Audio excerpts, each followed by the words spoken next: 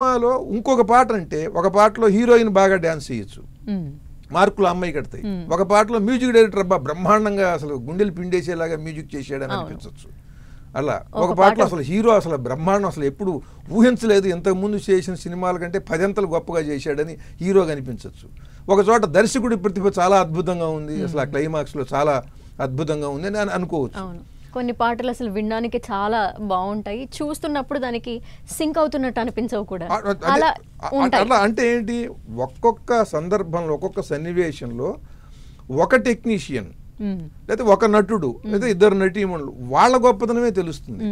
కానీ ఈ తండేలు సినిమా పాటలో నాకు అందరి గొప్పదనాన్ని అంటే శివుడు అందరినీ అనుగ్రహించాడు నాకు అనిపించింది. అది శివుడి మీద ఎన్ని పాటలు రాసుంటారు?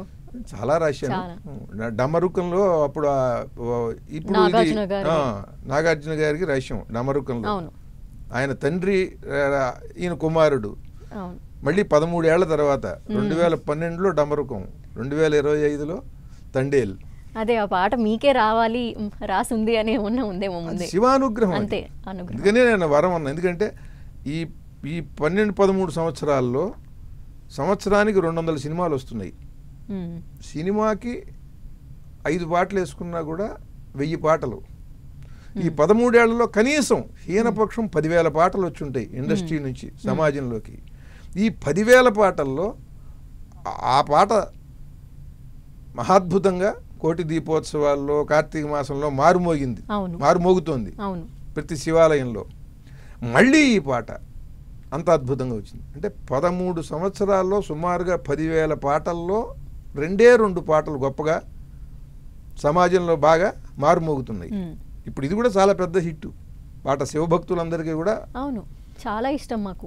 ఇది నేను మళ్ళీ ఇప్పుడు చెబుతున్నా, ఈ సినిమాలో ఈ పాట 100 సంవత్సరాల తర్వాత కూడా ఉంటుంది. మీకు ఎక్కడి నుండి ఇన్స్పిరేషన్ వస్తుంది అంటే, ఒక పాట రాయాలంటే మనలో ఆ భక్తి తత్వాన్ని కూడా నింపుకుని అంటే మిగతా పాటల్లాగా మనకు అనిపించింది తోచింది రాసేయలేము. సో అంటే దీనికి సందర్భం చందు మొండేటి గారు భక్తి పాటను రాసేటప్పుడు, చందు మొండేటి గారు, మన దేవిశ్రీ ప్రసాద్ గారు, మీకేది తోస్తే అది శివుడి మీద మంచి పాట కావాలి అని, అలా మంచి పాట కావాలి అని. దేవిశ్రీ ప్రసాద్ గారు నేను కూర్చుని దీని మీద పాపం ఆయన కూడా ఒక పూట కూర్చున్నాడు. నేను రాయటం చూపించటం, ఇది కాదు అంకుల్ ఇది కాదు అంకుల్ అంటూ. ఎందుకంటే మా మధ్యన ఆ బంధం. తన మొదటి సినిమా మొత్తం పాటలు నేనే రాశాను, దేవి సినిమా, దేవికి. అలా తను కూడా కవి కనుక చాలా శ్రద్ధగా చాలా మనం చెప్పినవన్నీ కూడా చాలా విని చాలా ఒక మంచి అనుభూతి. దాంట్లో జై శంకర జై జై శివశంకర, నిప్పు కన్ను ఇప్పి జనం తప్పును కాల్చెయ్యరా, జై శంకర జై జై శివశంకర, త్రిశూలం తిప్పి చూపి మంచి దారి నడపరా, నమో నమ నమో నమ నమో నమ శివాయ అని. దీంట్లో నిప్పు కన్ను ఇప్పి జనం తప్పును కాల్చెయ్యరా అన్న. తప్పులు కాదు, జనం చేసే తప్పును ఒకే తప్పు ఏమిటంటే పనికి మాలిన వాళ్ళకి ఓట్లేస్తున్నారు. ఇదే జనం చేసే తప్పు.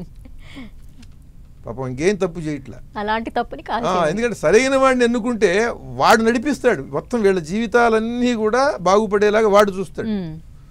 అలా కాకుండా వీళ్ళ జీవితాలు పాడయ్యి సమాజం పాడయ్యేలాగా అటువంటి వాళ్ళని ఎన్నుకుంటున్నారు.